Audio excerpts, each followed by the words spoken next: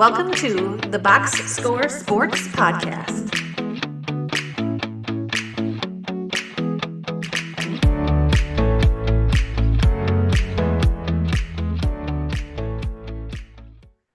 Okay, let's move on to the Atlanta Hawks. Last year, the Atlanta Hawks finished, 36-46.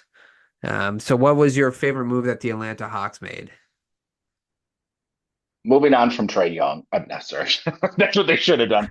Well, we'll Moving talk. on from Murray. Yeah, Yeah. they had to do something. It didn't work out. So they ripped one of the band-aids off, which is good. It's also my least favorite move. But yeah, but I'll put it as a favorite move because they made a decision on what they're going to do. Yeah, I did have Trading Murray down too. I picked a couple moves because I didn't know what you would pick for each one. I tried to pick more than one just so we could have a little bit of difference. But yeah, I'm with you on that one. Like they had to make a decision. They're sticking with Young, but they couldn't have Young and Murray both out there. I do like their draft pick, Rochester, Rochester. How do you I think say it's it? Ricochet. Ricochet. Yeah, that's what I said. What did you hear? No, just kidding. I did like that pick. It's not a bad pick in a draft that was full of like he looks better than Sar, which was the consensus number one pick for a while. So, but then I did like the Dyson Daniels flyer. Again, everybody's looking for 3-and-D wings. He has the D down. Can he develop the three part? And then I think that's the kind of player you kind of need around Trey, right? So I do like that as a sort of a flyer pickup. Yeah, you feel like you finally get the top pick and you're like, "Ugh." Yeah, But exactly. Yeah. he seems like, I mean, I think I was looking, he had like 23 points in a preseason game tonight. Like I know it's preseason, but at least if you're a Hawks fan, you can see flashes and then, have the hopium when you see that. It's just, it's unfortunate you get the first pick this year and maybe not next year, but you do what you can with it. Well, they're fortunate because they shouldn't have been picking that high, right? The lottery got him to pick that high. So good for you for getting that high of a pick and they add that type of talent because he was a talented player. You're putting on, and he's 6'10, he can handle the ball. Who knows what he can develop into? But yeah, you're right. You wish that if you jump up that high, you have a better draft pick to choose from. But that maybe it's good they didn't. Least favorite move. I also put the Murray trade in here just because of the value. I mean, Dyson Daniels could turn out to make it look better, but you gave up a lot to get Murray, and then was it a year and a half later? You ship him off for much less than you gave up. So it wasn't optimal, but it's plus it just added to a cycle of they kind of got high on themselves after 2021 when they kind of had that fluke run to the Eastern Conference Finals and then kind of overlook the flaws of their team and like, oh, maybe we're actually better than we thought, and they weren't. So they gave up a lot and probably made the best of it, but it's still, not optimal to give up a lot and then a year later get, 60, 70% in return. Yeah, that it's a fair point. And I put like not trading Trey Young over Murray. And it's not that I hate Trey Young. I think Trey Young, you need a specific type of roster around him. You might be able to win a championship, but it's got to be very specific. Like I almost think you need someone like a Chet Holmgren or a Victor Wembanyama behind him. Someone very long, cover a lot of ground in a couple of steps to protect the rim when he's out there. Um, but I would have, I guess I would have preferred Murray, but I think it just shows how far Trey Young's value dropped. So it's a little bit of just a preference, I think, but I would say my least favorite move is them choosing the point guard they did to trade. No arguments here on on which Yeah. one I would have chosen. Yeah.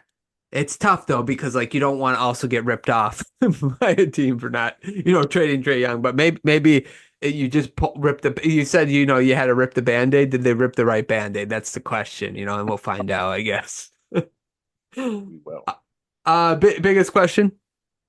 It builds on that. What is Trey Young? What team are you going to have with Trey Young? Like, even if he has a good year, how can you have a consistent winner with him. Like everything has to kind of go right.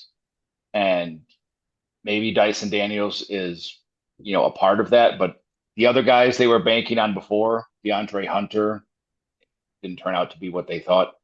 Bogdanovich, he's getting up there like he's 32. Clint Capella, kind of aging out like he's really kind of slowed down. Jalen Johnson looks good. So like they have pieces of it, but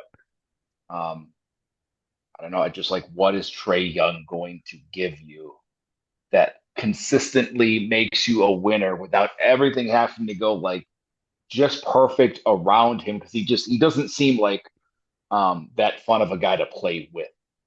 And I think that's kind of what happened with Murray. Like there was just nothing, cohesion between the two. Yeah, I that's fair. That's sort of what I had too. I was like, is this team going to get the most out of the Trae Young ceiling? That's really my biggest question. Like, in theory, right? You get this. I'm just going to call him Zachary. You get this nice 6'10" forward. You have a 6'8" Hunter. You got Dyson Daniels. I think he's 6'7". Jalen Johnson. He's like long wing defenders all around him. Someone like Capella who guards the rim pretty good, and Okonwu also guards the rim pretty good. Like, but is this the type of team that will get the most out of the Trae Young ceiling? That's my biggest question. Now, I think. Funny, as long as they are, I think you need a bit longer of a team. I really do. I think you need a big that can cover a lot of ground, that's long, big wingspan. I don't think they have it. I think there's a particular style of team that would fit Trae Young's need. I don't know if that's a championship team, but it's a particular style of team. And I don't know if this is the team personally. Yeah. And you're right. Like ideally he'd probably be perfect for the Spurs, but then again, can you get Trae Young not to shoot it all the time? Like, right.